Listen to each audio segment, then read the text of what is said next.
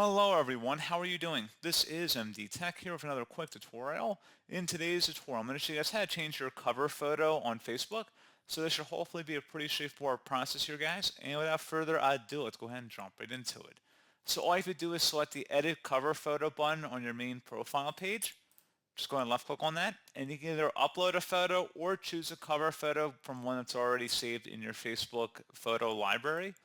You just go ahead and locate one of the photos in here, and then you can just reposition it by doing that, dragging it up and down, left or right, and that's pretty much it. So pretty straightforward process, guys. You do have to save it once you're done, and that's all you have to do. So as always, thank you for watching this brief tutorial. I do hope I was able to help you out, and I do look forward to catching you all in the next tutorial. Goodbye.